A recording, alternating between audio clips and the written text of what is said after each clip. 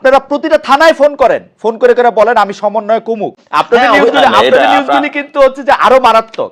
আপনারা টেলিফোন করে chief judicial ম্যাজিস্ট্রেটকে সরায় দেন যে আপনার এখানে নিয়োগের জায়গা থেকে এটা করতে হবে। আপনারা প্রায় প্রতিটা উপজেলা এবং জেলা সরকারি কর্মকর্তাদের অফিসে এই যে ধরেন ছোটখাটো যে কোনো নিয়োগ এগুলির পাইলেই আপনারা ঝাঁপায় পড়েন।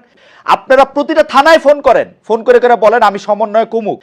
হয়তো নাসিরউদ্দিন পাটোয়ারির মতো অত বড় সমন্বয় ফোন করে না, কিন্তু এগুলি করে কিন্তু বন্ধ করতে পারবে যে আমাদের মন্ত্রী নাসিরউদ্দিন পাটোয়ারি এটা ভালো কাজ করে না, এগুলি বলতে পারবে, তাই তো? সেটা তো প্রধানমন্ত্রীর যে দলীয় ফোরামের বাইরে উনি যাইতে পারবে কিনা, সেখানে আমরা মনে করি স্বাধীনতা থাকবে এবং এটার কোনো যদি অর্থ বিলে আসে সবকিছু হয়, সেখানে হলো তার সমালোচনা করা যায়, যেটা এখন নাই। আমরা সেই মনে করি সেই সুযোগটা হলো ভবিষ্যতে থাকা উচিত। আর ভবিষ্যৎ বাংলাদেশের রূপরেখাটা আপনারা যে কথাটা বলেছিলেন যে এটা বিএনপি হোক আওয়ামী লীগ হোক যে কেউ হোক না কেন, ডক্টর ইউনূস সাহেব এখনো আছেন। ভবিষ্যতে যদি আমরা সংস্কৃতির ক্ষেত্রে চেঞ্জ না করতে পারি, আমরা কোন দল যে দলই বাংলাদেশে যত সুন্দর দল নিয়ে আসুক, জনগণের সামগ্রিক জায়গা থেকে পরিবর্তন করতে হবে। আর আপনি যে নিউজগুলোর কথা বলেছেন, আমিও প্র্যাকটিক্যালি গ্রামে গিয়ে দেখেছি, সামাজিক ভাবে আমাদের অনেক পরিবর্তন করতে হবে। আপনাদের নিউজগুলি তো বলি নাই, আপনাদের নিউজগুলি কি একটু বলবো? আপনাদের নিউজগুলি কিন্তু হচ্ছে যে আরো মারাত্মক।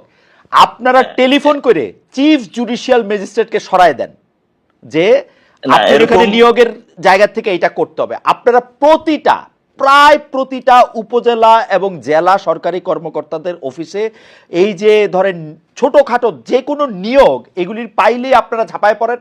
আপনারা প্রতিটা থানায় ফোন করেন, ফোন করে করে বলেন আমি সমন্বয় কুমুক। হয়তো নাসিরউদ্দিন পাটোয়ারির মতো অত বড় সমন্বয় ফোন করে না, কিন্তু এগুলি করে, কিন্তু এগুলিও কিন্তু আমরা পড়ি। এখানে অনেকগুলা ঘটনা ঘটছে, এটা অস্বীকার করার আমরা অস্বীকার করতেছি না, কিন্তু আপনি চিন্তা করেন যখন হলো প্রথমে মুভমেন্টটা হলো 158 জন সমন্বয়ক ছিল, প্রথমে এটা পুরো দেশে কিন্তু এটা বিস্তৃত ছিল না। এখন সিলেটের একটা প্রত্যন্ত অঞ্চলে একটা ওয়ার্ডে যিনি মুভমেন্টটা করেছেন এবং উনিও কিন্তু এখানে সমন্বয়কটা পরিচয় দিচ্ছেন। আমরা এই বিষয়টা শৃঙ্খলার মধ্যে আনার জন্যই কিন্তু পরবর্তীতে বলেছি পুরো বাংলাদেশে কমিটি দেওয়ার জন্য। আমাদের আর সময় নাই, আমরা একটা ওয়ান লাস্ট কোশ্চেন ইচ আমার একটু করতে হবে। আমি একটু প্রথমে ডক্টর মাহাদির কাছে আসছি, তারপরে শেষ আবার আপনার কাছে আসবো।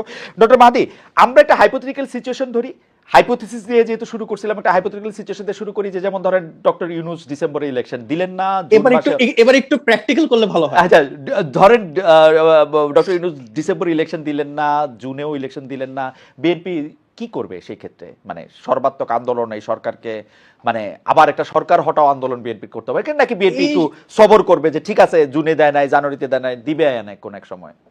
দেখুন, এই সরকারটা এসেছে বিএনপির 16 বছরের সুদীর্ঘ আন্দোলন যে আমরা একটা অন্তর্বর্তী বা তত্ত্বাবধায়ক সরকার চাই যেটা হবে দল নিরপেক্ষ, সেটারই প্রতিফলন। এবং গণ অভ্যুত্থানে আমরা দেখেছি বিএনপি সর্বশক্তি দিয়ে এই সরকার প্রতিষ্ঠার পেছনে কাজ করেছে, এবং বিএনপির কারণে কিন্তু এটা সর্বদলীয় সরকার না হয়ে নির্দলীয় নিরপেক্ষ সরকার হয়েছে।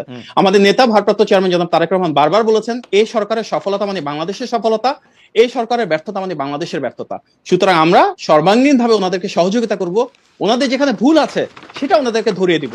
আজকে আমরা যা দেখছি নির্বাচনের সাথে সংস্কারকে মুখোমুখি করে ফেলা হচ্ছে, যেটা একেবারে অনাকাঙ্ক্ষিত।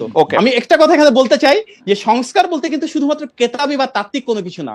সংস্কার বলতে সব সংস্কার মেনে নেন, 1 মাস লাগবে সাইন করতে, ইলেকশনের পথে আর কোনো বাধা থাকবে না। দেখুন সংবিধান, আচ্ছা আপনি মানবেন সংবিধানে যেমন ধরেন একটা দেশের নাম পরিবর্তন করা, নাম পরিবর্তন, এগুলি মানবো না, তাহলে মানবেন কি হবে? যেমন আপনি জানেন আপনাদের নলেজে, আপনাদের নলেজে দুইবার প্রধানমন্ত্রী মানবো, 4 বছর করে মারবো, এগুলা ওই ডাইরেক্ট ওই বিপক্ষ হইলে ওগুলি 3-4টা মানে। নর্থ কোরিয়ার মতন বিশ্বের সবচাইতে বড় স্বৈরাচারী দেশ, তার অফিশিয়াল নাম কি জানেন? অফিশিয়াল নাম হচ্ছে Democratic People's Republic of North Korea. Right, জানি আমি, ডিপিআর। তাহলে বাংলাদেশের আপনার নামের পরিবর্তন করে গণপ্রজাতন্ত্রী না জনগণতন্ত্রী এগুলো তো ম্যাটার করে না খুব বেশি।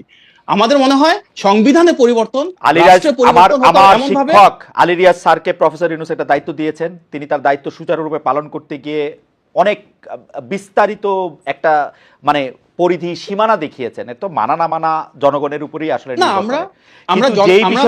আমাদের আসলে কোনো দ্বিমতি থাকা উচিত না যে একটা লোক যাতে এককভাবে ক্ষমতার জায়গায় না দাঁড়ায় থাকে। ওই দেখেন মাহাদি, আমি আপনি সহ দর্শকরা পাটোয়ারি কিছু হইলে, আমরা কিছু বললে আমার অনুষ্ঠান থেকে আমি হাসি, কিছু হইলে মানে আমি যতবার একটা এরকম প্রশ্ন তুলতাম আমাকে বলতো আপনি বিকল্প দেখান তো। এই বিকল্প দেখানোর জায়গায় কি আমরা আবার যাইতে চাই পাটোয়ারি? সরি না, আমি একটু অ্যাড করতে না, চাই। আচ্ছা ডক্টর আমি ভাই, শেষ আমি কথাটা একটু বলে নিই, ডক্টর আমি শেষ কথাটা বলে নিই, সরি সেটা আপনি তো বলেন। যে কোনো সংস্কারের মৌলিক ভিত্তি তিনটা জিনিস, তার মাধ্যমে জনগণের ক্ষমতায়ন বা গণ আকাঙ্ক্ষার প্রতিফলন নিশ্চিত করতে হবে, জনগণের ভাগ্যের পরিবর্তন করতে হবে, এবং অবশ্যই জনগণের ম্যান্ডেট প্রয়োজন হবে। এটাই সংস্কারের মৌলিক ভিত্তি। আর সংস্কার বলতে আমরা শুধুমাত্র যারা ক্ষমতায় থাকবে তাদের পাশাপাশি যারা বিরোধী দলে থাকবেন ওনাদের ব্যাপারটা পরিচালনা করতে হবে, ওনারাও যেন আপনি দায়িত্বশীল ভালো হন। ছাত্র, আপনি একটা সুন্দর উত্তর দিয়েছেন, 10-এ 10 পেয়েছেন। আমি একটু জনাব নাসিরউদ্দিন পাটোয়ারির কাছে যাই। আপনার তাত্ত্বিক ব্যাখ্যা আমাদের খুব ভালো লেগেছে। নাসিরউদ্দিন পাটোয়ারি, 1 মিনিট। আমরা ঈদের সময় এনসিপি লোকদেরকে, না আপনি শুধু আমার স্পেসিফিক প্রশ্নের জবাব দেন, কারণ এটা আমার একটা মানে আমার টাইম ম্যানেজমেন্ট খারাপ, সেজন্য আমি একদম লেট করে ফেলছি। যে এনসিপির সদস্যরা বিভিন্ন সময় লোকজনের কাছে গেছেন, আপনারা কি নির্বাচন করার ক্ষেত্রে বিএনপির একটু নক করতেছেন, জামাত একটু নক করতেছেন, কার সাথে জোট ভাববেন সেরকম ভাবতেছেন, নাকি আলাদা আলাদা নির্বাচন করবেন? এই ব্যাপারে তো আপনাদের কোনো ভাবনা হয়েছে কিনা? না, এটা একদমই আমরা আমাদের জায়গা থেকে একটু সাংগঠনিক শক্তি বৃদ্ধি করি, তারপরে পরিস্থিতি অনুযায়ী বিবেচনা করবে যে কোন দিকে যাবে। তো এটাতে আমি কোনো একদম ওপেন উত্তর দিতে চাই, আমরা কোনো স্ট্র্যাটেজিক উত্তর দিতে চাই না, 1 নাম্বার। 2 নাম্বার জিনিস হলো, কিছু পূর্বে কোশ্চেন করেছিলেন যে যেটা মাহাদি ভাই বললো, গত 15 বছরে বিএনপি একমাত্র যদি বলে আন্দোলন করে, তাহলে অধিকাংশ জনগণকে কিন্তু তুচ্ছ তাচ্ছিল্য করা হচ্ছে এটাতে। কারণ আমি না, বিএনপি কিন্তু একবারও বলে না একমাত্র না, কিন্তু বিএনপি কিন্তু 15 বছর ভাই বিএনপি নাম ধরে আন্দোলন করছে, ওই মানে ক্রোড়পত্রের মধ্যে এক লেখা বা ধরেন ছাত্রলীগের বিশিষ্ট কর্মী ঘোষণা দিয়ে ওরা কিন্তু এগুলি করতে পারে নাই, ওরা রাস্তায় দাঁড়ায় বিএনপি নামলেই আন্দোলন করতে হয়েছে। আমি বিনয়ের সুরে মাহাদি আমিন ভাইকে জিজ্ঞেস করতে চাই যে গত 15 বছরে যে মানুষগুলা গুম হয়েছিল, খুন হয়েছিল, আপনি কি এই গত 7-8 মাসে একটু তাদের বিচার প্রক্রিয়ার জন্য, যে মানুষগুলো যাতে তাদের বিচারটা হয়, একবার একটা প্রশ্নটা তুলেছে? আমার মনে হয় প্রতিবারই তোলে, মানে এবং আমি নিজেই শুনছি যে ওরা তোলে। আমি নাসির ভাই আপনাকে অনুরোধ করবো, আমি অনুরোধ করবো আমাদের